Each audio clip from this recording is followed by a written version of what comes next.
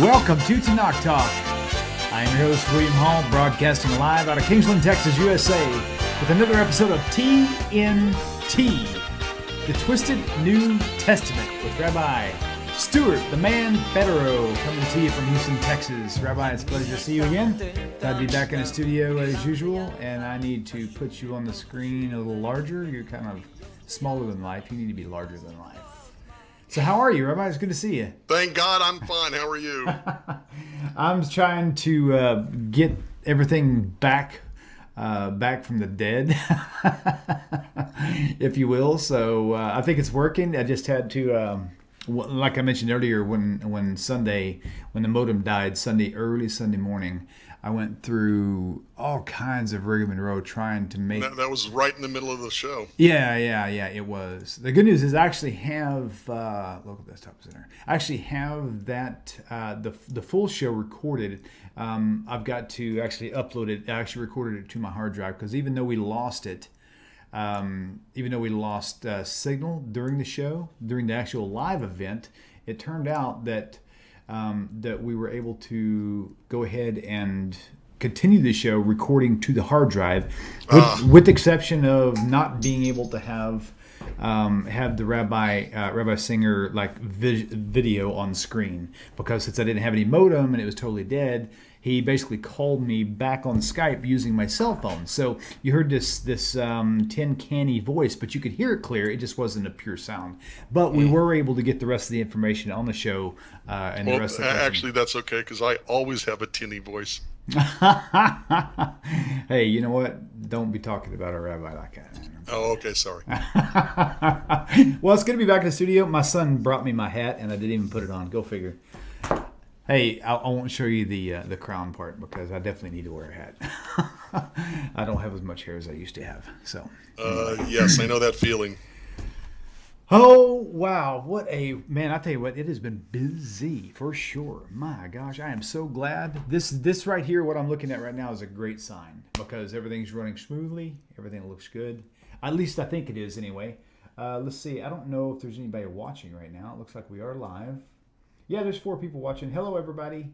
Hi, everybody. By the way, somebody who's watching right now, please text something on the YouTube chat letting me know that the sounds of the music you heard, Rabbi and myself, that they sound the same, because my sound bars on my software have changed and I'm not sure how to interpret them. So I don't know if everything is just right or if it's out of balance or so. So if you hear anything that sounds me too loud or Rabbi too loud or something's distorted, let me know through the YouTube chat window if you don't mind.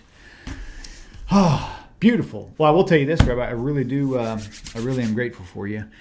You're any way I can help. I love doing this. I love talking to you. which, by the way, leads me to a question. Okay. I have to ask you. Yes. Okay. In my, I'm not sure how to word this, personal studies. Okay. Okay. Okay, I don't want to lead the witness. You're the witness. Okay. So let me just put an open-ended question out there. When Paul is writing the epistles, exactly to whom is he writing? I saw that post. I think I know you're referring to. No, this isn't a post. Oh, really? Maybe. No, this is a Facebook page that I'm arguing with some people over. Well, I saw that. I just want to check myself out. Well, see, here's the thing. Sherry Dillon actually had a post that's really interesting, right down the line of this. No, wait, maybe that is. Wait a minute. I think that was the Facebook it. thing I'm talking about. Sherry Dillon is the one who just came out of the Messianic. Remember, we did her testimony a few weeks ago? Absolutely. And what a wonderful, wonderful girl in testimony. I say girl. She's a wonderful married woman who's just got a fantastic family. The whole nine, just amazing. Yeah, actually, amazing. that was her. Yeah. So that's exactly it. And so that was a really excellent post that she posted. I was very much because I've heard the same claims that There's the verse in there. Is it Ephesians or somewhere? It says that Paul's writings are very difficult to understand. And the Messianics do try to use that to say it's because he was very Kabbalistic in nature and blah blah blah blah blah.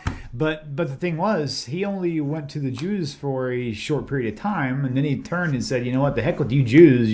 Y'all are just rebels and whatever. So I'm going to the Gentiles instead." So right. But if he was given that message to the Gentiles, of course, which would follow through with your question/answer, most of the New Testament was presented, from what I understand, to the Gentiles, the ones who didn't know anything about Torah or anything, right? And this is, look, Galatians is clearly a letter to Gentiles who are asking the question of Paul, do we have to become Jews before becoming Christians? Right. And his answer is no. Go from being Gentile straight to Christianity, because if you become Jewish first, you have to keep the law, and we know that keeping the law is a bad thing. So forget the law, forget Judaism, go straight from being a Gentile straight to Christianity. If he were writing to the Jews of Galatia, okay, if he was writing to it only makes sense that they would even ask the question if they were Gentiles. It doesn't make sense if they're already Jews who are now Christian to say, should we become Jewish first before? It doesn't make sense. Mm-hmm. So I'm getting, attacked from all sides about that issue. So I have always thought that all the epistles, and I made the mistake of saying they were written to the early church of the Mediterranean. And, there was no church. It's all Jews. They're all Jews. They're all churches. And there's no church. And I said, okay, fine. I misspoke. Okay, it's to the group of Gentiles who were trying to be Christians and didn't exactly know how, or had their squabbles or whatever Paul was responding to, who were meeting with other people of like mind who eventually became known as the early church. Now, would those have been the God-fearers, if you will? In my opinion, no. Oh, okay. Because by this time, I believe Judaism had already split off from Christianity, and I'm probably alone in that belief, by the way. Okay. Scholars say, oh, no, it was much later. Some will even say it was because of the Bar Kokhba rebellion, and, the Bar Kokhba followers had their Messiah, and the Christians had their Messiah, and never the twain shall meet. And I think it was totally an issue of theology. As soon as Christianity starts diverting from the Jewish definition of Messiah to the Hellenist dying, saving man-God definition of Messiah, that's it. Mm-hmm. The Jews say, you're not part of us, get out of here, you're preaching paganism, idolatry, goodbye. And I think that would have been as early as Paul, and in the 50s and 60s, before the temple even was destroyed. That's my opinion. Okay. What do you reckon, just to kind of going throughout the New Testament here? So we've got all these different said, unsaid prophecies. This happened so that it might be fulfilled. That it talks about the Nazarene versus the Nazir. Anytime it tells you this was done in order to fulfill, don't you think that alone is a clue about not being really the Messiah, because he's going out of his way to go prove he's the Messiah? Yeah, right. Or the authors of the Gospels are going out of the way to prove that he was the Messiah? That to me is immediate red flag, because it's not. It's something they would know. You don't have to prove anything. Everybody would be able to identify it themselves. Right, and it's a conscious awareness that they were doing this in order to make him look like the Messiah. Even if the things they were doing had nothing to do with the Messiah, but they're trying to make him look like the Messiah. So, we've talked about this before. They either made up verses and then created a story to show that he fulfilled these made up verses, or they took something out of context and then made up a story to make it look like he was, fulfilling the verse or whatever. So anytime they say this was done in order to fulfill, that right there should be a red flag. Okay, I want to talk about Jonah. Jonah. Yes, Matthew 12:40, I believe it is. Okay, let me bring it up. We touched base on it yesterday morning with Rabbi Singer, but that's kind of when I think we might have gotten cut off. Matthew 12:40. See if that's it. Well, I'm going to make your screen a little bit bigger. I don't like the way that looks. Right. Jesus replied, "You want a sign because you are evil and won't believe, but the only sign you will get is the sign of the prophet Jonah. He was in the stomach of a big fish." Wait a minute, that's a bad. Okay, let's start over. Matthew, what'd you say? 12:40, I believe. Yeah, right. So let's say 39. Okay. Well, 38. Then there's certain of the scribes and of the Pharisees answered, saying, "Master, we would see a sign from you." But he answered and said to them, "An evil and adulterous generation seeks a sign, and there shall be no sign given to it except for the sign of the prophet Jonah. For as Jonah was in 3 days and 3 nights in the whale's belly, so shall the Son of Man be 3 days and 3 nights in the heart of the earth." Okay, so just to be fair then, he's not saying that was a sign and this is why, Jesus. He's just saying, remember this thing? Well, Jesus is going to do the same thing. So at least he didn't actually claim it as prophecy, which is better than saying it was when it wasn't. So, okay. Well, it's clearly not prophecy. Right. Okay. Look, see, and we've said this, both of us have said this, William, in previous times. Any verse the Christians show you, any verse from the Christian New Testament that is actually taken from the Hebrew Scriptures, ask the question, would the Jews of the day in which it was originally said hear it and think of a dying, saving man God? Right. And the answer is clearly no.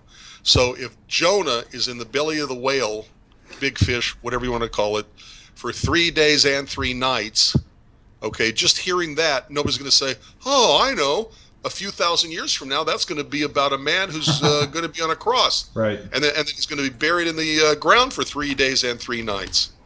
So no, it's not a prophecy. But the interesting thing to me is, here in Matthew 12, Jesus himself is saying, "This is what I'm going to do to prove I am who I say I am." And then he doesn't do it. Right. So, wow. And all the twisting and turning and mathematical whatever that Christians say, "Oh yeah, it was 3 days and 3 nights," is just simply not true. And my answer is, okay, if that's true, convince all of Christianity that that's true. And of course, they don't do that. Right. Very true. Okay, I just opened the phone lines. Please call in with your questions, 855-952-4253. Just so you can remember in future reference, 855-95-BIBLE.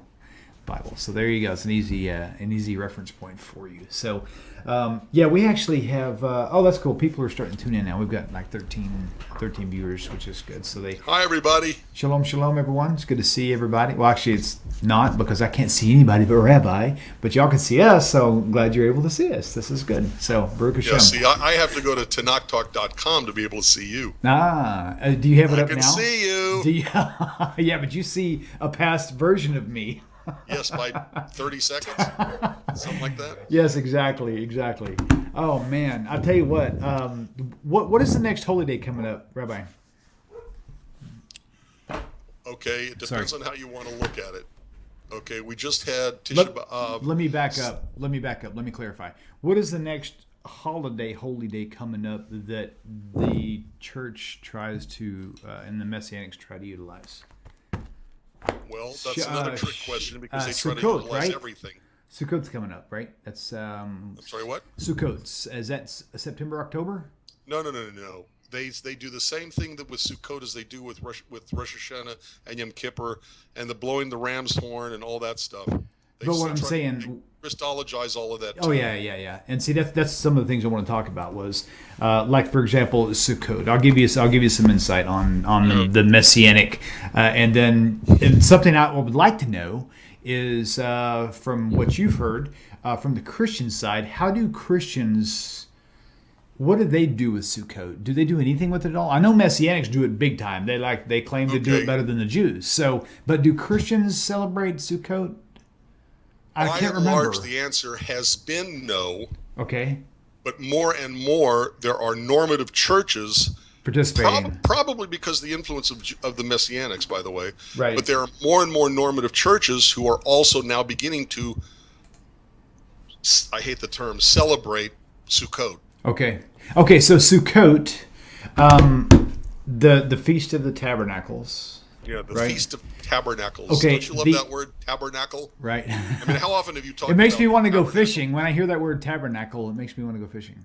No, that's tackle, not I tabernacle. know, but I'm talking about the I know it psychological sounds. play game.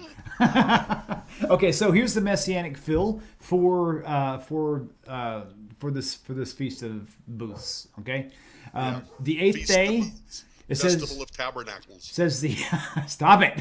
It says the eighth day is to be a holy is to be a holy congregation, whatever, right? It's the eighth day of Sukkot is, and the first day are the dominant the not the Chag, but the actual should be a Sabbath or a gathering, right? So their interpretation of it is this. A lot of Christians, I would say probably at least 25%. I know, let me just clarify. I probably know about 300 or 400 Christians in my sphere of talking with people. At least 25 to 40% of those know that Jesus was supposedly not born in the winter. They think he was born in the fall, but they still celebrate Christmas anyway. It doesn't matter. My point is this. So they understand that, and they're looking towards Sukkot as when he was born, because he was born in a manger, and the scene was just right. Okay, and the eighth day to a Jewish boy is a very important day. Why? For circumcision. Circumcision. Right. So that's why in the Catholic Church, the eighth day, inclusive of the 25th of Christmas, the 25th day of December, which is their Christmas, 28 days later, is in the Catholic Church called the Feast of the Circumcision. Really? See, I don't know anything about Yes. that. My wife would know because she was raised Catholic. So, and for all you people out there, if you have a spouse, a wife, a husband who was raised Catholic, and you got any questions, shoot me an email. I run it by my wife because she's, like I said, she was raised in it from literally from infancy all the way up through high school. She, even out of college, she remained faithful to Catholicism, and then she met me, and I screwed all that up for her. So anyway, back on target. Yes. Sukkot. Okay, so the Messianic spin is Jesus was born in September, so we don't celebrate Christmas. We will celebrate the proper Jewish festivals. We will celebrate Sukkot as the birth of Yeshua. That's what they do. And they say in the 8th day celebration, which I've heard several rabbi teachers, Orthodox even, say that that's one festival, the Sukkot, that really they just have to presume. They don't know. God didn't tell them why they're doing this. They just kind of assume why they're doing it. And so the Messianics here's what they say. They say, well, of course we know why, because we believe in Yeshua as the Messiah. And that was God's set aside time where he put it aside so that when this time came, he could say, bam, there's his box he fits in right there. Okay? So they go with this whole thing to Sukkot, the birth of Yeshua, the 8th day circumcision celebration, and that's how they tie it all in. And Yep. So with that said, so in Christianity, are you saying that generally speaking, they don't dabble with that at all? I mean, but they do say, what's the verse? I'm never good at this. I think it's Zechariah, where it says that can I pull that up? Yeah, I can. Basically in the days of the Messiah, the whole world is going to celebrate Sukkot.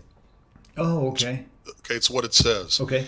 So if they really believe that Jesus was their Messiah, was the Messiah, then aren't they supposed to be celebrating Sukkot? Oops, we better start celebrating it. Right. So that's their logic and They're reasoning. not Okay. the normative Christian church, the ones I know of, are not celebrating Sukkot because of this whole messianic, that's the real birthday of Jesus stuff. Okay, they're celebrating it because they're influenced by, I believe they're influenced by the Messianic community, but also because it's shown to them, the whole world's supposed to be celebrating Sukkot. If the Messiah has come, you think the Messiah has come, so shouldn't you be celebrating it? Right, got it. And William, which has also come up on, before, never underestimate the ability of the human mind to take anything at all and interpret it any way they want to, so it conforms to their already existing belief. Right. Got it. So when they start saying, well, this is the birthday of Jesus, was the first of Sukkot, and it says the eighth day is the eighth day of convocation, and therefore it's the Brit Milah of Jesus. Okay, how do you respond to something that stupid? Mm-hmm. Okay, how do you respond to something? The only thing you can say is good when the whole world starts celebrating. Don't hold back now. Just let yourself loose. Yeah, all you can say is good when the whole world starts the whole Christian community starts celebrating Christmas, Christ Mass on Sukkot every year. Then we'll talk. Right. Okay, Gotcha. Go convince them. Don't convince me. Go convince your fellow Christians, your fellow believers in Jesus, who was never in his life ever called Yeshua. Okay, here's what we're going to do. Check this out. Again, ladies and gentlemen, please do call in. The phone lines are open. I've got the volume up, waiting for your call. Rabbi, I'm going to hold the pen. I'm going to start writing bullets. Okay. What I want you to do. Don't shoot. What I would like for you to do is something. I'm actually going to the back of the book because this is actually a book I'm using for another show. So I better not contaminate too much. Okay. So here's what I want you to do, and I'm going to write this down as you go along. Without explaining the details of them, what I would like for you to do off the top of your head is I'm going to write down 1 through 25. Okay? Okay. And what I want you to do is just whatever comes to your mind. This is not a game. There's no prize, but this is actually going to be a tool for you and I for tonight and maybe for next week as well. Okay? So what I want you to do is one at a time start rambling off. Not so fast I can't write them down and keep up with you. I'm afraid I'm not going to come up with that many. Whatever problems. It is you're talking about. Yes, you can. Problems, just general topical problems with the whole Jesus piecing puzzle piece. Okay, I mean I can think of like 10 right off the top of my head. So the whole Jesus being the Messiah problem from the New Testament. Just start listing topics as to like circumcision for one. There's an issue with circumcision or whatever. Anyway, okay, so, and I'm going to write these down, and then once we kind of create a little bit of a list, we're going to go back to one and we're going to discuss it. Okay? So I'll start for you. Okay? I'm going to say... Yeah, I'm still not sure what you want a whole bunch of different... Yes. What? Okay, I'll why Jesus couldn't be the Messiah according to the Christian's New Testament? Yes, I'll start with you. Human sacrifice. Whoa. Okay? That's one topic. Okay, human sacrifice. What was your first one? Human sacrifice. Okay. Okay, number 2. Okay, the way I look at it is that there are basic ideas you must have before you even approach Jesus as their concept of Messiah. Okay. So the first thing is you have to believe that a human being can die for everybody else's sin. Okay. Okay, that's one. You have to believe that God will accept a human as a sacrifice. That's still part of the same one, okay? No, it's not. Okay. It's not the same thing. Okay, good. Let's just start explaining there.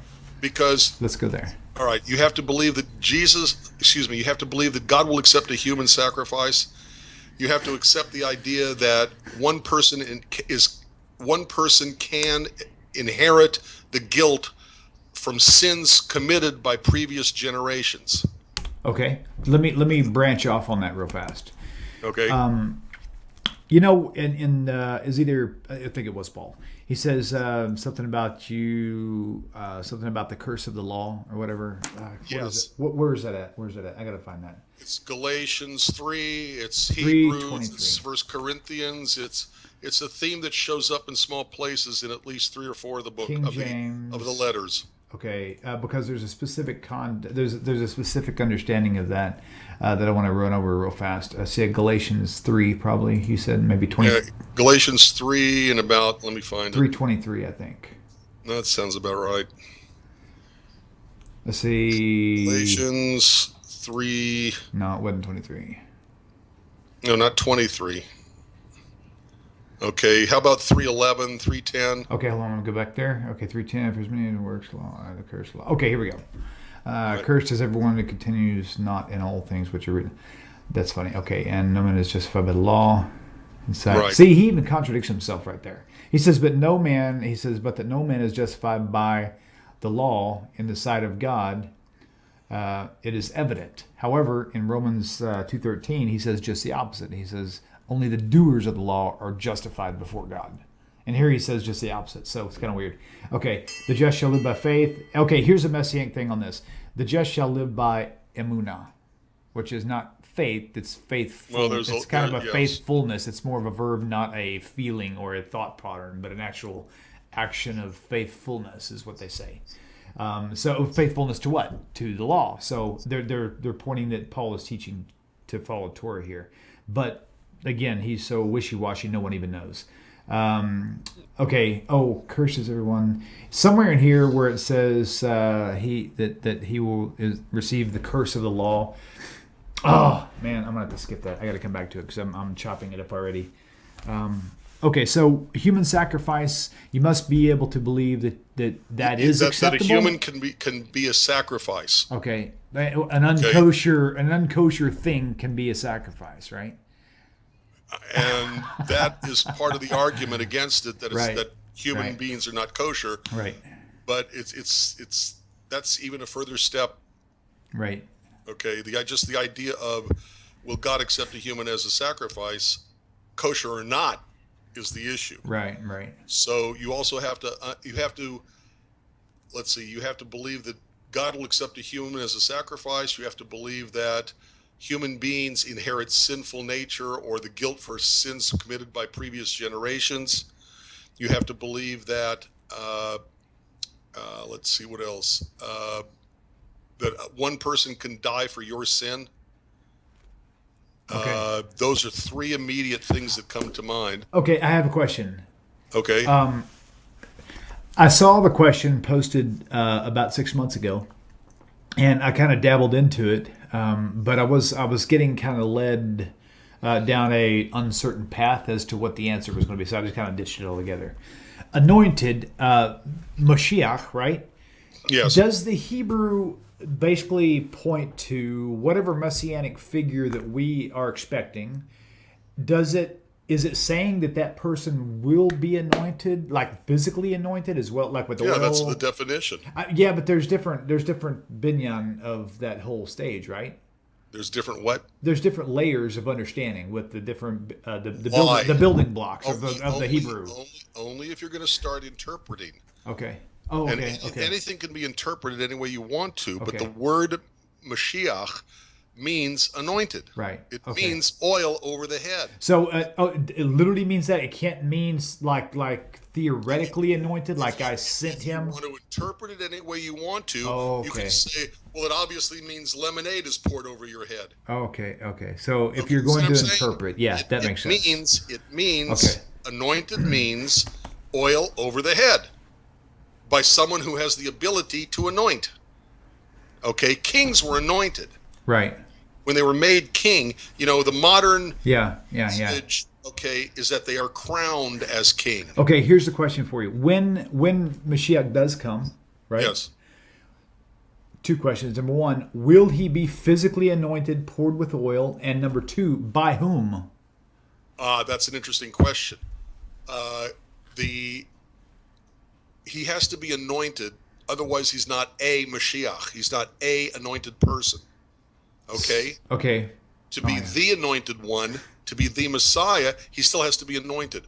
Who does it is an interesting question, because it used to be A prophet would have to anoint, or the yes, king prior. Exactly. The main prophet of the day, maybe the high priest, okay, could do it. So you have to have a high priest by the time somebody comes along who is the Messiah, because otherwise you won't have the prophet. Prophecy is ended. Okay. Malachi, last prophet. Okay. So you're going to have someone already in existence, acknowledged and recognized as one who is allowed to anoint. So, for example, anoint a king, before you can have the guy come along and say, he's the Messiah, let's anoint him.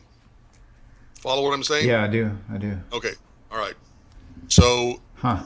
but yeah, it's a physical thing. Okay. When you're anointed, You know, Okay. I find it more common in Messianics than in Christianity in general. But it's a Messianic thing now to say, you know, wow, did you see that wil'Liam show? It was really anointed. That's what I'm referring to now. Is there any No. connection there at all? Okay. You know, Okay. anointed means exactly that. Okay, good. Okay, when they're So, talking about the Messiah, the anointed one, they are talking about the okay. Now, person. let me clarify the question even further now. Anointing, when they anoint with oil, they do it by only one way, right? They only pour it over their head. Is that correct? That I know of. Okay. So where in the where in the New Testament in the Brit Hadashah, just kidding, was Jesus ever anointed over his head? Some people claim that he was anointed on his feet by the perfume, but Right. The only time I know he was ever anointed by anything, but wil'Liam, if somebody were to say that to me, I would say, wait a minute, go back and read the actual text. Because the actual text is, what's her name is not anointing him right. in order to be the Messiah. She is pouring Perfume. oil over his feet to soothe his feet. Now you're looking into that. I've never seen that before. Okay, To soothe his feet, that's actually in the New Testament. Find the New Testament. I thought it was because she was anointing him for burial or prepping him. No. Okay. You're talking about a different part of the New Oh, Testament than I okay. am. Okay. All right. Yeah, show me Okay. that. That'd be good to see. Okay. Okay. ANNOINT. How about that? Okay. Is anointed with one N or two? Okay, here we go. Martin Maynard is saying. Heck. Gospels and Acts. That's a good point. Amcam says, here's a few. Mashiach is not supposed to die without fulfilling Scripture the first time around during his life. The sorry Jesus / Yeshua, etc. Mashiach is not supposed to be God or a God. That's a very good point. Very nice, Amcam. All right. Okay. I need to set the mic on because when I turn my head, I can't hear myself talk. Let's turn this mic up here. Check 1 2. Check 1 2. Check testing 1 2 3. Check. That's a little bit better, but it didn't sound too echoey. All right. Okay. How about Luke chapter 7, verse 44 and following? Okay, Luke 7:44. Hang on, let me get there. Yeah. Luke 7:44. All right. Luke 7:44. Okay, let me just put this up on the screen here. If I can find my screen. It's not prepared. I'll just read it. Okay, and he turned to the woman and said, wait. Right, He so turned it to the woman. It begins with Luke chapter 7, verse 38. Okay. Where this woman stood at his feet behind him, weeping, and began to wash his feet with tears, and did wipe them with the hairs of her head, and kissed his feet, and anointed them with ointment. Okay? Oh, ointment. Oh, okay. So that would definitely clarify. Ointment is a spiced up oil. But ointment in our day, not that that's when it was written, but ointment, when I hear the word ointment, I'm thinking medication.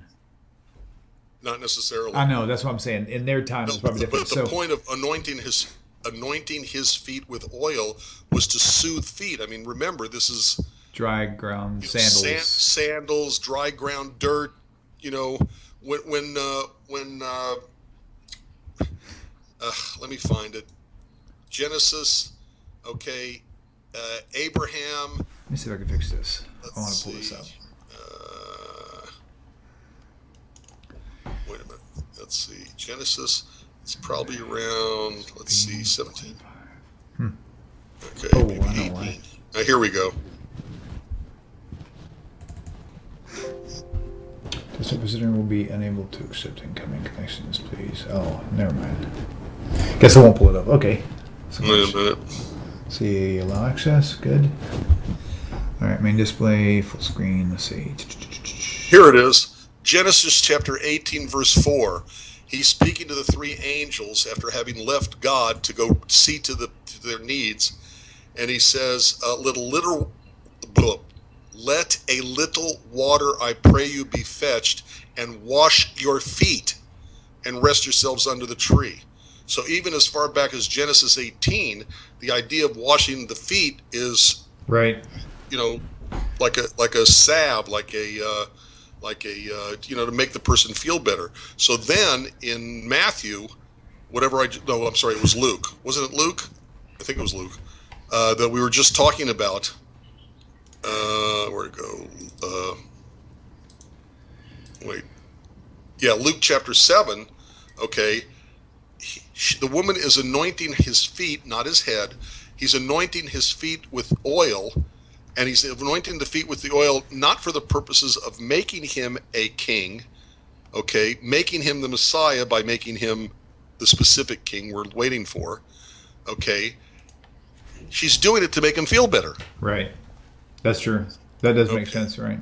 So, when you're talking about later what you were originally meant, and that is when he's already dead, okay, I think it's Mark 16. Wait. Yeah. And when the Sabbath was passed, Mary Magdalene, Mary the mother of James, and Salome had bought sweet spices that they might come and anoint him. Okay, so they're doing that to prepare the body, but he's already dead. You can't be anointed to be king if you're already dead. Yeah, that's true. Right. King should be ended before it even began. Right. That's a good point. So again, Boy. It's like anything else. They can interpret anything they want to, any way they want to, and have fun with it. Go enjoy yourself. Right. Doesn't mean it makes sense or it's logical. Interesting. Okay. All right. Let's see. Martin Maynard has brought up Colossians 1:24. Basically says Paul is fulfilling what Jesus lacked. Colossians. Pull up Colossians 1:24. What does that read? It's from Martin Maynard. Okay. Who now rejoice in my sufferings for you, and fill up that which is behind of the afflictions of Christ in my flesh for his body's sake, which is the church. I have no idea what that's referring to. I don't either. What context did he bring this up? I'm not really sure because these messages kind of come and go. They're timing, but I don't remember what we were doing at that very moment. So that's okay though. So it's all right. I'm happy with it. Okay, so human. Oh, go ahead. Are you reading it? Did you see it? I'm reading it again. I still don't know what it refers to. That's okay. Hey, Martin, if you want to clarify that, or you can call in and chat with us, that'd be cool too. Let's see. Yeah, that's another good point too. So we're gonna get into that. Talking about the sacrifices are supposed to be perfect and without blemish. Without blemish. So, yeah. There's also the issue of Jesus' genealogy that precludes him from being a Messiah. Right. Let's see. There are the stories of Jesus' character, which is antithetical to the kind of character you would expect a Messiah to be. So, for example, when the text explicitly says in the New Testament that it wasn't even the season for figs, and Jesus is hungry, he goes to a fig tree and it has no figs on it because it's not the season for having figs, and he gets mad and destroys the tree. Okay, this is not exactly what you'd expect the kind of behavior to come from a real Messiah. Okay, now I will say this. Let's touch base on that real fast, just to be fair. The idea there is, and all throughout Christianity, not just Messianic, but what the point he was making was it was in the season for figs, but the fig tree was not producing fruit. So the message was... No, that's not what it says. Okay. It's not what it says. Okay, let's go there just for goodness, just to clarify. Let me see. Okay, what verse was that in? I'm going to have to find it again. Okay. I'm going to have to find it, period, because tonight I wasn't even looking at it. But the hidden message there was, that as followers of the Christ, and God fears, if you really wanted to dilute it to that point, is that if we're going to be following him, that we're supposed to be bearing the fruit of one who follows him, and if you don't, then you will be cut down and thrown into the fire. That's the general concept. So. Okay,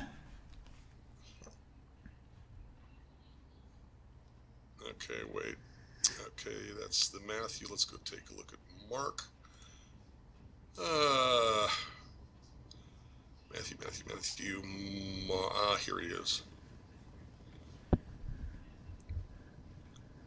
Mark 11. Okay. I'm still trying to figure out how to get that Bible thing up on screen. Some of my settings got changed throughout all this process. Yep. Okay. And on the morrow, when they were coming from Bethany, he was hungry, and seeing a fig tree afar off having leaves, he came, if haply he might find anything thereon. And when he came to it, he found nothing but leaves, for the time of figs was not yet. Okay, what the heck? Okay, wait a minute, wait. Let's look at Luke, because Luke even makes this even more clear.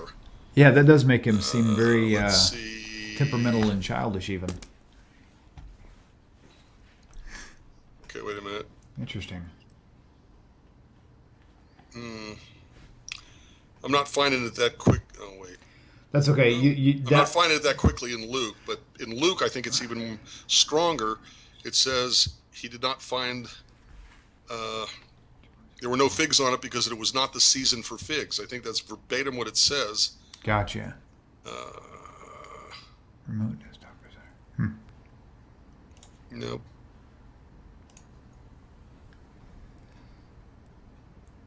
Well, at any rate, Okay. the idea is that the text says it wasn't the season for figs.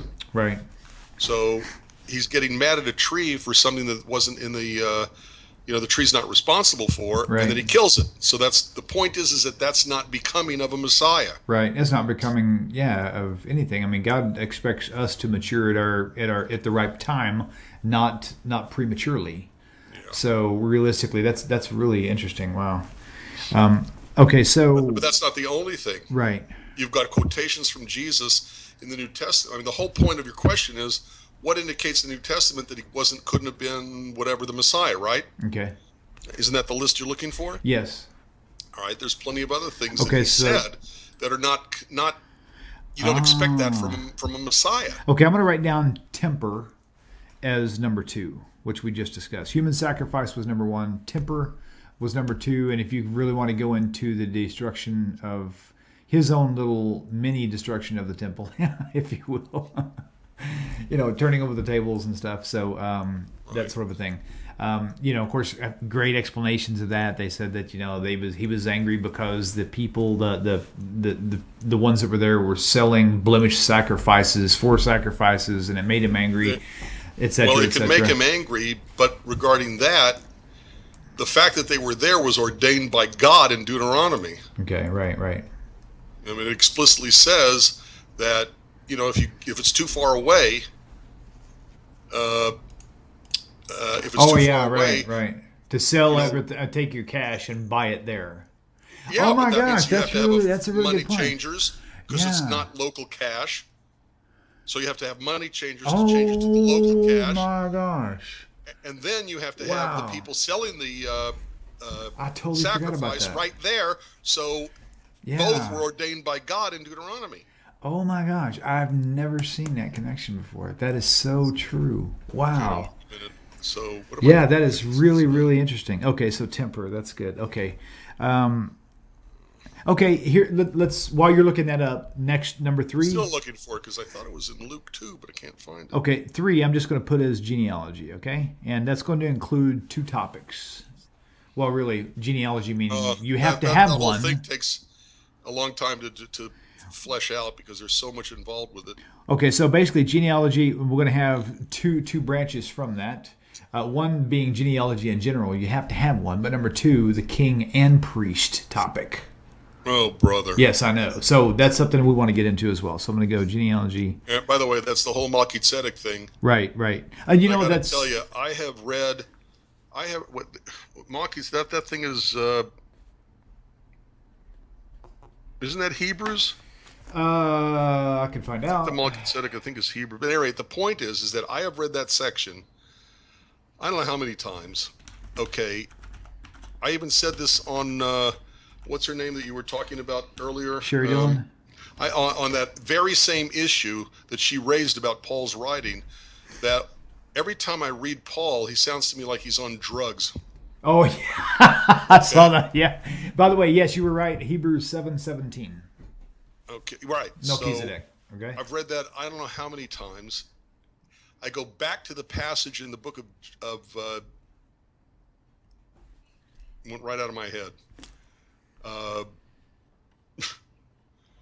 What are we talking about? We're talking about the genealogy, Melchizedek thing. Right. So you take a look at the book of Genesis, okay, where Abraham is coming because he just beat up a whole bunch of different nations and got their, their loot, their not loot. What do they call it? The booty, spoils of war. the booty. Okay, right. And I'm telling you, William, I come up with something. Every time I read that, I come up with something totally different that 99% of the whole world sees in that I don't. Okay, so tell me what. Okay, so let's go to Hebrews 7:17 real fast, and because you've read it handfuls of times. I'm still trying to find Tell us a little bit about what your perception of that is. Let's see. I'm going to switch over there too. Actually, I thought I had the Bible up, but I guess not. Yeah, I'm going to have to reset that later. Okay, so I'll switch there to Hebrews 7:17. Hoy, All right, so it's not in that collection. Let's see. Okay, 7:17. So for he testified, thou art a priest forever after the order of Melchizedek. Matter of Melchizedek. Right. Which first of all assumes that Melchizedek is not a king of righteousness or my king of righteousness. Melchizedek, my king, Tzedek, righteous. King of righteousness, right. As an adjective. A description, an adjective. An adjective describing the king, so it's my righteous king. Okay, so starting at 14, for it is evident that our Lord sprang out of Judah, of which tribe... Wait. Yep. I was still looking for something else. Give it to me again. Oh, yeah, sure. 14, Hebrews 7:14. Looks like a beginning area. For this Melchizedek, king of Salem, priest of the Most High God, who met Abraham returning from the slaughter of the kings and blessed him, to whom also Abraham gave a tenth part of all. Wait a minute. If the king comes out to bless Abraham, why would Abraham give him a tenth part, a tithe? Doesn't it make more sense that the king of Salem gives Abraham a tithe? Yeah. Don't beat me up. You just beat these other nations up. Here, take this instead, like a tribute. Right. If you want to look at it in the section in Genesis, okay, to me it is so clear that Abraham isn't giving a tithe to the kings. To the contrary, the kings are giving Abraham a tithe so he won't beat them up. Right. And I'm That's out interesting. in the blue on this. Okay, so is there not a connection in the Tanakh that would support what you just read here? Well, yeah. Where I read what? Where it says... No. Yes, it's talking in Genesis. Okay. Wait, let me find it. Genesis, like 15 or something like that.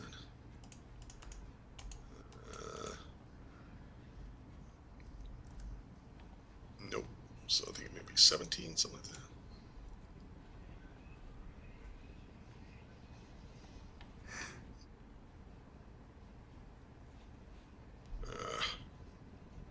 I think it was.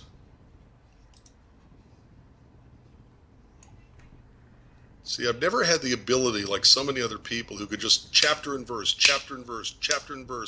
and I have to. Never good with math, never good with memorizing numbers of any kind. Okay. Let's see. And it's not Melchizedek, it's Chisadek. Yeah, something like that. If you're looking for the in the actual English part. Yeah. Okay, Hebrews 7 is the main one that popped up. Right, but where is it in Genesis? Oh, okay. And let's see, let me just put Melchizedek then. Space. And I'll say Genesis. That would be 14:18. Genesis 14:18. Yeah, I got it. 14:18. Abraham is coming from all these places where he, wins over all these other enemy kings. Okay, King of Sodom went out to meet him after his return from the slaughter of Federow, and of the kings that were with him. So he just beat Federow, and he beat the kings that were with him at the valley of Sheba, which is the king's dale. And Melchizedek, king of Salem, brought forth bread and wine. So here, the king of Salem, Melchizedek, let's say that's a name of the king. Okay, Okay. whatever, Right. is coming to Abraham with bread and wine. Right. Okay. And he was the priest of the Most High God.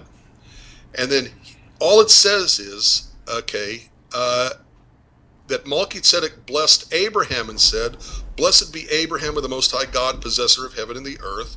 So first, he brings bread and wine. Second, he is blessing Abraham, okay? And blessed be the Most High God, which has delivered your enemies into your hand, okay? So first he gives him bread and wine. Second, he blesses him and says, "Blessed is Abraham." Then he blesses the God of Abraham. And then it says, "And he gave him tithes of all." We don't know which is he, which is him. We don't know Right. if Right. it's an ambiguous sentence. Okay? Okay. Then you've got the king of Sodom, okay, Sodom.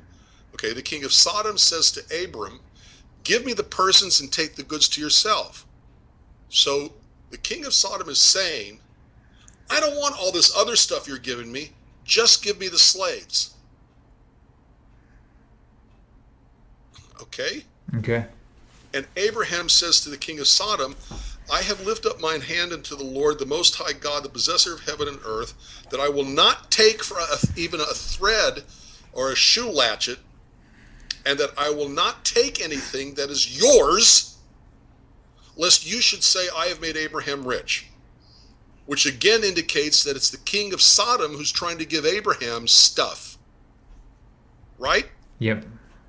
So why all of a sudden I don't know. is the king of That's weird. Salem tithing to Abraham? I'm sorry, why is Abraham tithing to the king of Salem if the king of Sodom is trying to give Abraham stuff, and Abraham's saying, "Don't give it to me. I don't want people to say that it wasn't God who made me wealthy, that it was humans who made me wealthy." Right. Right. So why, if everybody else, including, if you want to say it as a name of a person, Melchizedek, who's giving him bread and wine, who's giving him blessings, why all of a sudden does it make sense that Abraham is giving a tithe to Melchizedek instead of the obvious that Melchizedek is giving a tithe to Abraham? Well, I mean, to me, it makes sense that it would be the other way, because Which way? If Melchizedek, well, we know as King of Righteousness, was a priest, or was a priest of Hashem, and Abraham knew that, then you would give the tithe to the priest.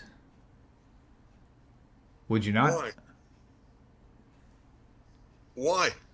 I mean, It's not his priest. what is it? I didn't know that even had a difference of manner.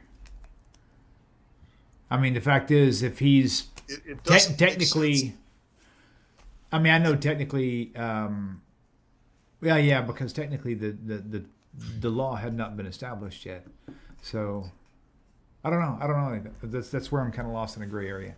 So And my gray area is that, to me, Melchizedek is the name of the king of Salem. right, The reference of he was the priest of the Most High God could even be Abraham, for all we know. right.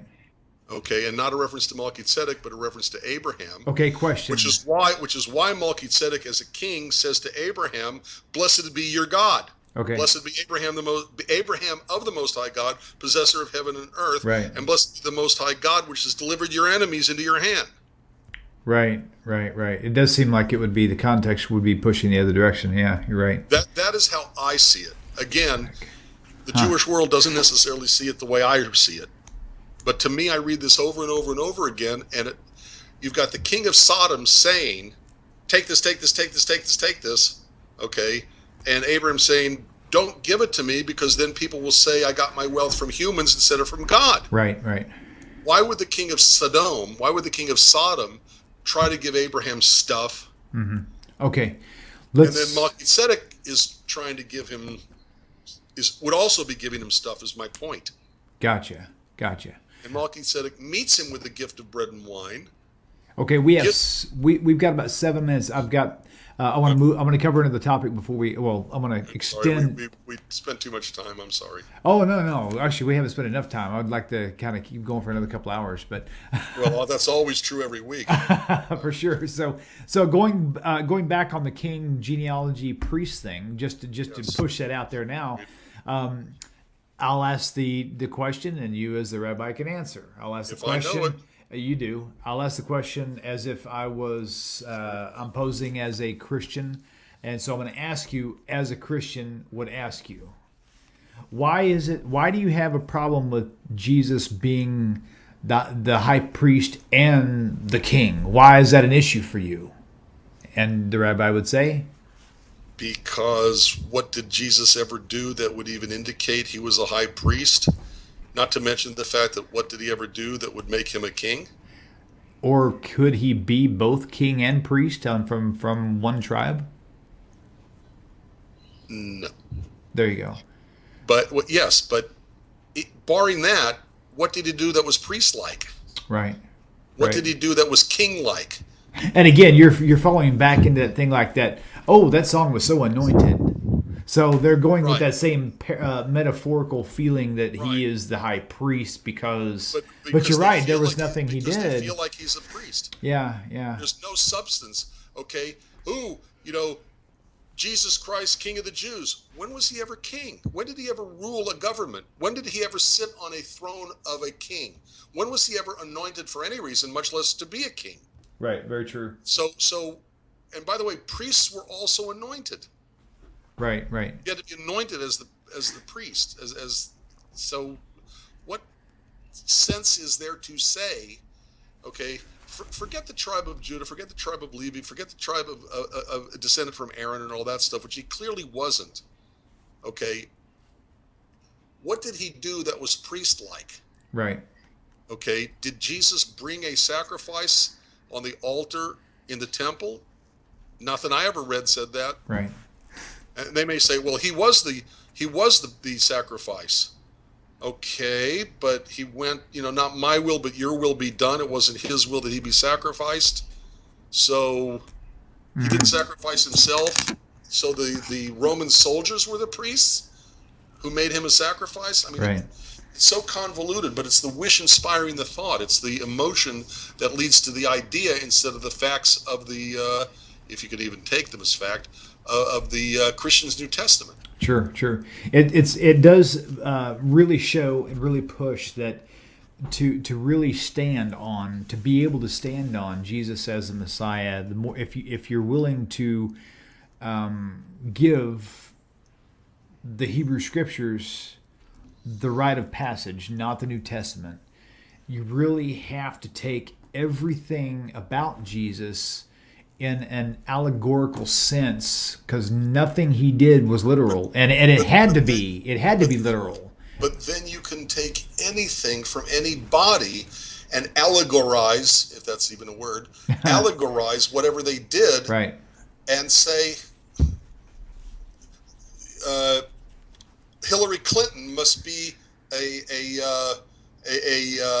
priest because we're allegorizing what she did, in front of everybody or something. You can allegorize anything. Right. My point is, if a person is all they have are Jesus glasses, that's all they own, and you say, Jesus couldn't have been king or priest because of genealogy, because of this, because of that. Well, in their mind, they've still got the Jesus glasses on, and they're saying, yes, but metaphorically, he did do all this stuff. Totally bypassing the point that these things have to be taken and done literally. He literally had to have children. He literally had to reign as king. He literally, if he's going to be a priest, he literally had to do priestly duties. If he was going to do this, but nothing in the New Testament will allow you to accept this Jesus Yeshua figure as someone who did anything literal, except for some handful of things that they say would be miracles or whatever. That's not really proven. And then, if push comes to shove, then you go back to the whole, if he's a priest, he has to be a Kohen, a direct descendant of Aaron in the tribe of Levi, and Matthew and Luke genealogies show him a descendant of Judah. Right. Wrong tribe. Yeah, I know. Okay, and even then there are problems because, of the whole, his father wasn't a human, and all that stuff. So, there's no limitation to the human mind and its ability to make fantasy into reality. Rabbi, are you tired? I am never tired. Okay, let's go to 9:30. Let's do an hour and a half because I cut you last week. You didn't have a show, so I would like to That doesn't matter. I would like to keep going Wil'Liam, a it's little also bit. your schedule too. Yeah, I know, but I've got a pretty good second wind, and I just had some dinner a little while ago, so it's giving me some extra energy. So I would like to try to just kind of keep going down this path a little bit longer. And would you remind me of the passage in Hebrews of the Melchizedek stuff again? 17 maybe. Let me see. Yeah, I got it. 7:17. Yep. Well, it goes back to 14, maybe even earlier. That's all I've got on screen. Yeah, I got it 11. Oh yeah, you're right. 10 even. Okay.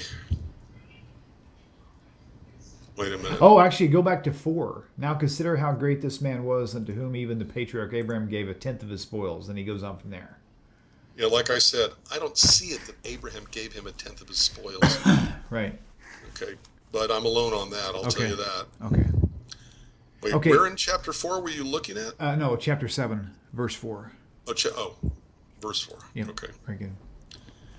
Okay, so basically we've got number 1, human sacrifices. Number 2, we have temper. Number 3, we have genealogy. Number 4, I'm going to put down as what would you say? Practical position duties. I'll just say whatever. I don't even know how to title that thing. Well, that would be a very much larger category, which would be fulfillment of the requirements of being the Messiah. Okay. In other words, what he's going to do in the real world. Okay, let's talk now about number 5, blemished sacrifices. Okay, well, yeah, that goes. Okay, I can't see your piece of paper, so I don't know how to categorize this. But don't worry about 1 through 4. So we're gonna right now let's touch base on the blemished sacrifice idea. I mean, according to Torah, at the time of death. I will admit something to you. Yes. Okay, because I'm not afraid of showing that I too learn from everybody. Okay, sure. But the famous Isaiah 53 passage. Yes. Okay, Isaiah 52. Okay. If Isaiah 52, 53 is supposed to describe, I forgot who wrote this, but I just read this somewhere today on Facebook, okay, that it's in the text. I knew it from another context, but I forgot that it's in the text itself. Okay. Okay, and in Isaiah 52, where are you? 52:14, it explicitly says, his image was marred. Okay. Okay. His image was. Does that mean his physical face or his physical being or just his image of who he was? No, I think that's physical. Okay. Unlike that of a man, means a physical appearance, he doesn't look like a human being. Okay. He's so, ugly or whatever. Right. Okay. Okay. But being that, how could he be a sacrifice? That's what I was getting at, right? Because according to Torah states that literally up to the time of death, this thing can't have a blemish. It can't have No, and blemish anything. Doesn't mean sin.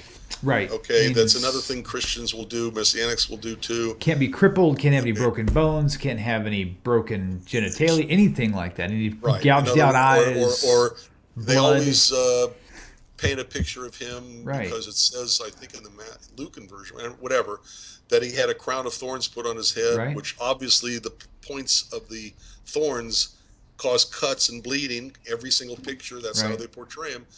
And that would also make him incapable of being without blemish. Right. And therefore, that alone would preclude him from being a sacrifice if it was allowed to be a sacrifice as a human being, which is he can't be. Right. Okay. God calls in Deuteronomy, God calls human sacrifice an abomination and something he hates. Oh, wait, sorry, change my mind. Not only do I want you to be like the pagans that you're going into, that's what Deuteronomy was all about, right? Who sacrificed their sons. I changed my mind. Now I want you to be like them, and it's my son. Okay. Makes no sense. Right.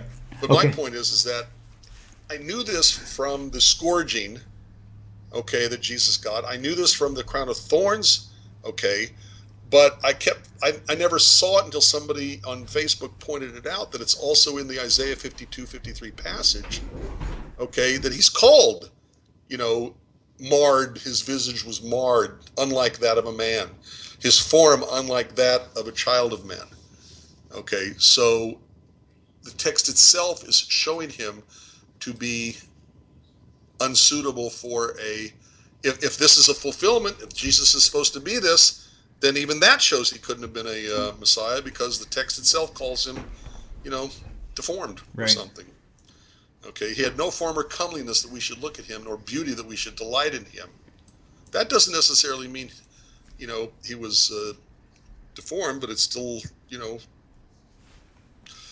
other places shows that he was scourged and had a crown of thorns. Right.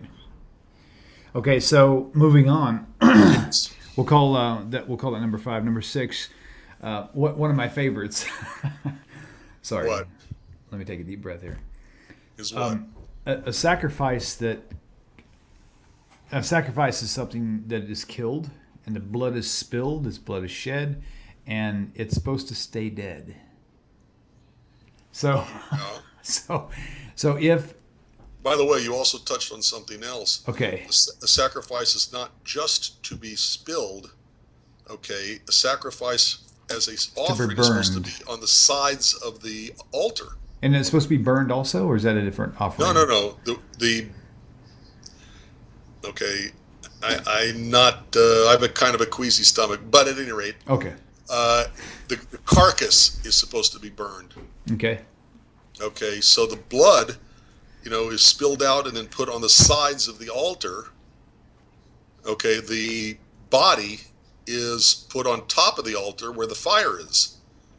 If you put the blood on the top where the fire is, the fire would go out. You'd be dousing it with blood. So the blood goes on the side of the altar. Jesus's body was never consumed. Jesus's blood was never put on any altar. Right. So there's another one. Right.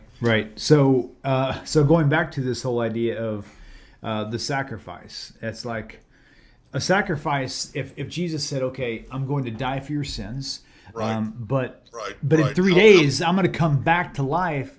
Yeah. That would be like me in a way. It would be like you coming to me and saying, "William, I know you've only got $500 left to your name, but if you'll give it to me, and just give it to me, I will give it back to you in 3 days plus interest." It would be because something that you needed, and so really it wouldn't be a sacrifice of me to give that to you at all, because I know for a fact it's coming back. He's going to be reincarnated. He's not giving up anything. That's right. Okay, and if he's not, he doesn't lose anything. Okay, there's nothing that really dies. Okay, you talk to ministers, there are some of them who will say, in this very theatrical, moving speech that, God put on flesh like a cloak, and when he was crucified, he took his jacket off? They'll say that Jesus was God, and God, when God became a human, which is against what the Bible says, but be that as it may, that God put on a cloak of skin, I think is the way I've heard it said. Okay. So that means when he was crucified, he took his jacket off? Right. And that really exemplifies what you're saying. If God doesn't die, what exactly is it that was sacrificed? Right. A human? Was it Jesus the human who died, or Jesus the God who died? If it was Jesus the God, well, that's impossible because God can't die. So therefore it had to be Jesus the human who died, and that's called human sacrifice. Right. And of course the justification is that Jesus wasn't sacrificed, he did it willingly. The sacrifice is, taking something it doesn't have a choice. But that's contradicted by the New Testament text itself, where he says, "Not my will, but your will be done." Oh yeah, he said, this isn't my will, this is your will. So basically, exactly. So, which means that the will point. of the Son is not the same as the will of the Father, which means the Father and the Son are not equal to each other. Yeah, and even when he prayed with great, sweat like drops of blood, it says, "Let this cup pass from me, but not my will, but your will." Right. Exactly. Yeah, that's a good point. Right. Plenty of other verses where Jesus is quoted as saying something that distinguishes between himself and the Father. Let me ask you a different question. This is off topic. That's okay. But a good question altogether, in my Just you opinion. and me talking. That's what I love about it. I saw somebody posted on Twitter and they tagged me. They tagged Tanakh Talk in it. Some guy was kind of mocking, and he says, Rabbi, he said, like Rabbi Singer, and I got the impression he was like Rabbi Singer and others, would only try to teach someone what we're doing only if they didn't know Hebrew very well. Like kind of like how it Wait, is, what? basically saying that Rabbi Singer would never ever try to teach this type of stuff to someone who was very very good with and was very native in speaking Hebrew, like There's not a thing. like he's trying to Nothing. hide something or There is not a thing. There is nothing. Zip. That Rabbi Singer teaches that a person who knows Hebrew cannot look up for him or herself. right. But he's saying that The people like the text. you, people like Rabbi Singer, Rabbi Skovak, avoid having conversations with people who know Hebrew because They are of deception, just- which is dumb, but it's just a They're claim. just as capable of Yeah. saying the exact same things they say because the biblical text doesn't change. Right. Yeah, So if that's the so true. biblical text doesn't change, it doesn't matter who they're talking to, because all a person has to do, whether they know the Hebrew, know the English, or can use a Strong's Concordance or a BDB or whatever, they can look it up for themselves. True, yeah. People are not without tools to be able to help them understand the Hebrew. Right. And what Rabbi Skobach and Rabbi Singer are saying, it doesn't matter who they're talking to, the text doesn't change. Yeah, very true. I will say this though, that I'm still really shocked that after all these years that people like Michael Brown, I think is his name, That's his name. are still. I don't know. I'm totally amazed, and I'm even more amazed that him and Sid Roth, at least years ago, were like buddy, whatever. And Sid Roth is using these tactics, was it Zechariah or something? Not Zechariah. Where's it saying that we get the wounds in my hands, my feet, whatever. Whatever verse that was in, that he's using things like that, which is very clearly talking about a false Messiah. And he's using this as proof that Jesus was the Messiah. I'm thinking, does he even read his Bible? Because even if you just read the English, it tells you that. And it blows my mind. William, do you realize how much these people would lose? Oh, yeah. If they ever actually said, Rabbi Singer, Rabbi Skobach, you're right? Right. You know how much they may say it privately, they may say it, but they're never going to say that in public because they can't. They would lose too much. They would lose face in front of the people, all the people that they brought to their Jesus. So right. even if they actually acknowledged, which is in and of itself an interesting question, the error of their ways, they couldn't do anything about it. Right, that's true. Because they'd lose too much. I think that's. And there's also, look, it's not just the Michael Browns of the world. Okay, it's anybody who has an investment in being a Christian. Mm-hmm. Okay, look, William, you have no idea how it bothers me to my soul, literally, when I know of somebody who's a Jew who becomes a Christian. Sure. Yeah. Okay. So, people who convert one way or the other proves nothing about the religion they go to because everybody goes every different direction. Right. I forgot what the Pew study showed recently about, there's like a fourth of people in one group began as somebody else's group. Who were in one religion began as another religion. It's something like that. At any rate, the point is that look at how they treat the new believer. Okay, everything they say is the funniest thing they've ever said, ever heard. Everything they say, is so insightful. What used to be called by the cults love bombing. Okay, they now feel part of a group. They now feel accepted. They now feel that they've got something to contribute. They're made to feel this way by how they are treated once they become Christians. They're not going to give it up. Mm-hmm. They're not going to say, for fear of losing what they've gained by becoming a Christian, they're not going to walk away from it. It takes a while for them to get acclimated, where they're no longer something special, where they then can start thinking about what they've done and what they believe and what the texts say and the usual stuff before they can say, wait a minute, okay, I'm backing out of this. Right. It takes time. Well, I'll tell you what, just to confirm that thought altogether, I've told you before, my biological father in Austin area here he's holding the position of as a Messianic rabbi. And again, I clarify, self-appointed. There's no legitimate shmicha associated with any Messianic form to begin with. Yeah, it always amazes me they get ordained by Baptist or Christian entity to be able to call themselves rabbi. Right. But go ahead. I'm sorry, I didn't mean to interrupt. Oh, that's okay. But so he holds this title, and after he found out that I had turned my back on the New Testament altogether, we've spoken a few times, just very briefly, but he really quick to shut down the program.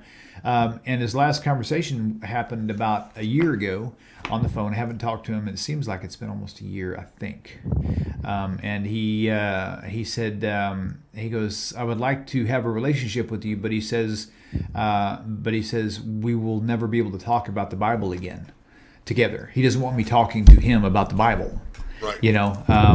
Because I completely get it, because he knows that not only do I disagree with him, but I know a lot more about why than he does, and that troubles him.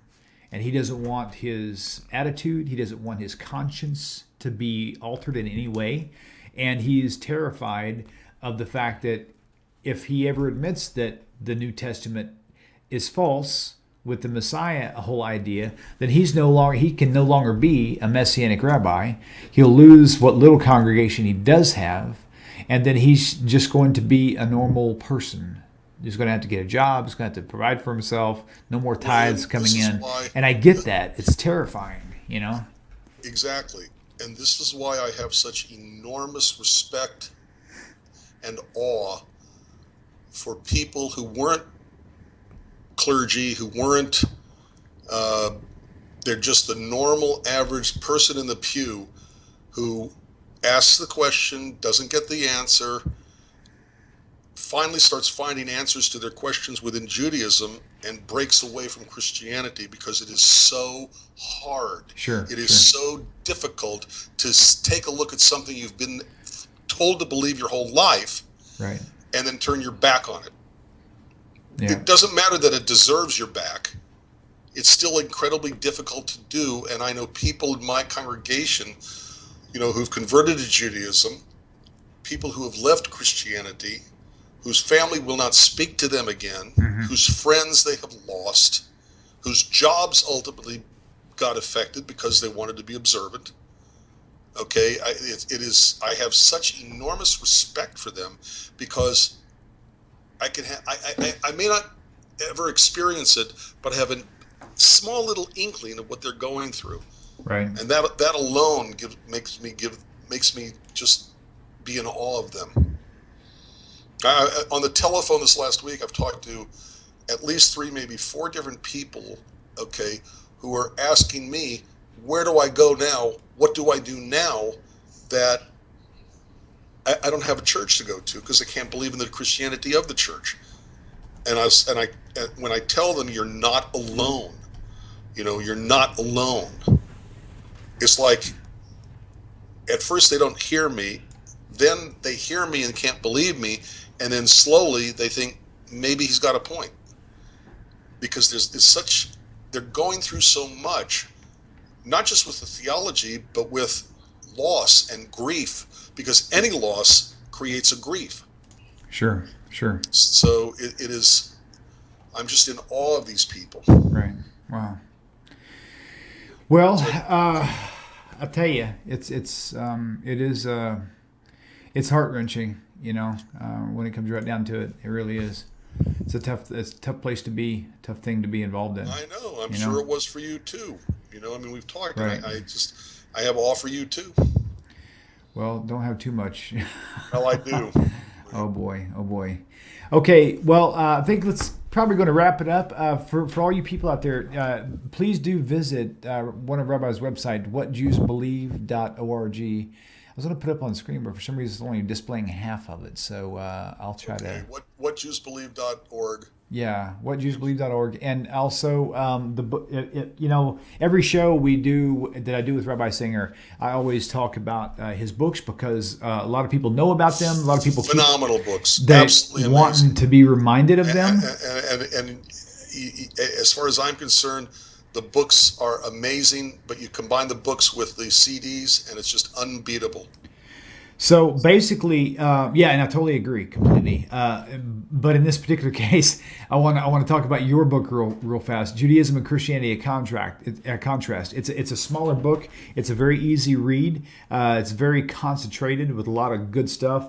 If you want to have something that will almost fit in your back pocket, that's definitely a book you should look into. You'll have access to it through that website, whatjewsbelieve.org, or you can go to Amazon. You can also download the cell phone app, Jewish Mission Control. It's really cool. It's just I've got it on my phone. You get it through Android or iPhone, I do believe, and it's just got a lot of hyperlinks. You can just main title questions. Tap on it, and it'll give you a description of what. Rabbi, statement, clarification. Just that I want you to. Somebody sent this to my synagogue's website, and the secretary of the synagogue sent it to me, and it reads, "I downloaded the Mission Control app on my iPad. Thank the rabbi for me. Sincerely, RJK." So. Oh, sweet. Yeah, very cool. That was very, very nice. That's to receive nice. Something like that. Yeah, if you don't have, it's a free app. So if you've got an Android or an iPhone, which pretty much consumes every phone on them, I don't even think BlackBerry exists anymore. It might, but if you do, it does. Yeah. Download this app. It's free. It doesn't take up much room, and just play around with it. It's really, really cool. I think you'll really like it. Thank you. And again, Judaism and Christianity: A Contrast. That'll be a book that you definitely should check into. It's pretty cool. No, thank you. Oh yeah, it's really awesome. Well, I'll tell you what, Rabbi, it has been fun. It has been fun. I missed you last week. I'm glad we did it this week. Yeah, I missed you too. It was really good.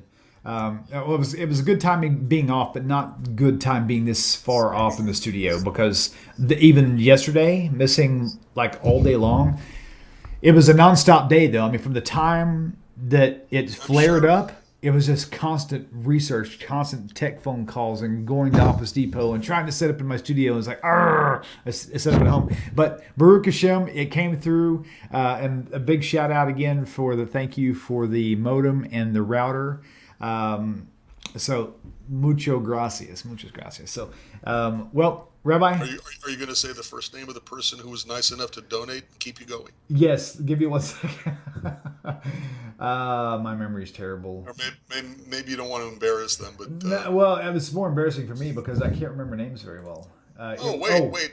Carolyn Stuart. William. Carolyn Stuart. Thank you. That was good timing. Perfect. Yes, sir.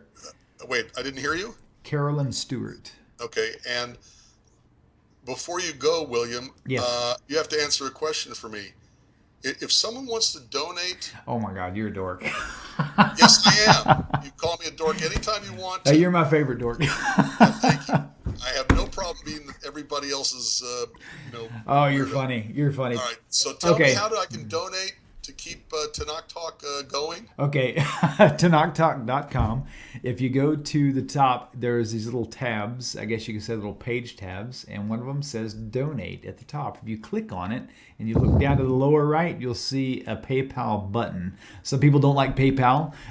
There's an address down there. If you don't like PayPal, you can send a check, but it won't be filled out to Tanakh Talk. It'll be filled out to Beit HaMitzvot, which is our little mini congregation name. So there you go. That's where you'll find it. There's also the Patreon thing. The thing is, I'm not sure I like the Patreon too much. If you're going to be someone who does want to support us regularly, it's better to do it through PayPal. You can set it for recurring payments or one time. And I do believe you also have that option through your website, do you not? No. You don't have any kind of donation options at your website? Absolutely not. Okay. Oh, sure. That makes me feel good. Well, no, because I don't have equipment like you have, and programs to Okay. would you call it update? No, this was an upgrade. It was Upgrade. yeah, Yes, I yeah, don't have yeah. programs to upgrade. I don't have equipment to buy. Yeah. It's just the website. Thank God that the This was a pe- now that we're just discussing it, just so a lot of people out there can get an idea basically on what general fees and stuff we run into. This particular upgrade to get Wirecast up to date was actually an upgrade, not an update. That was $299, but I got a discount because I paid for some professional tech service. Well, again, I paid for that too, which is also like $300. But anyway, so all these things just kind of come in at random times. You never know when they're going to come, and so it's very difficult. Definitely pulling things out of my own pocket. Single income family, homeschooling kids. So it's like scrape. Yeah. Upper right where it says donate. Thank you so much, Rabbi. You're a sweet man. Love you so much. Thank you, ladies and gentlemen, for tuning in. We'll look forward to seeing y'all next week. Actually, and stay tuned. Wednesday night, 9 p.m., Rabbi Chaim Kaufman and I are going to do a show on controversial issues. So you'll want to tune in. And I may even have Rabbi Federow call in and harass us a little bit. Not Wednesday night. I have a class I teach. So okay. I still have synagogue duties. What can I say? Hey, I hear you. That's cool. This is one of my favorite songs. Joe Buchanan, thank you for your music. This is Shalom Aleichem, and Shalom Aleichem to you all. Enjoy. I'm going to let the song play out for a little while, and then we'll just kind of fade out as it goes in. Love you, Rabbi. Shalom, shalom, everyone. Shalom, shalom.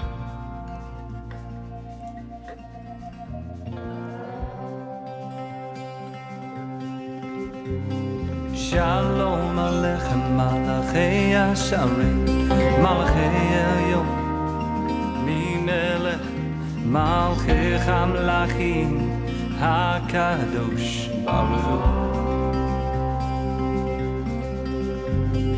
Bochem LeShalom, Malachei Hashalom, Malachei Elyon, Mimelech, Malchei Hamlachim, HaKadosh Baruch Hu.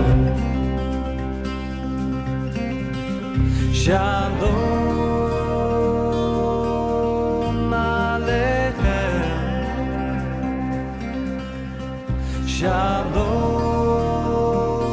Shalom Aleichem,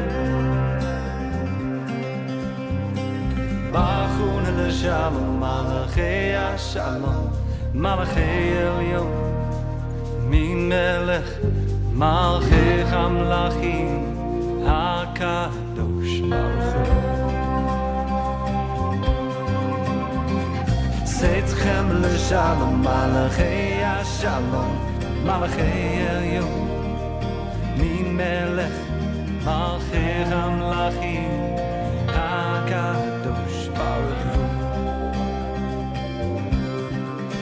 Shalom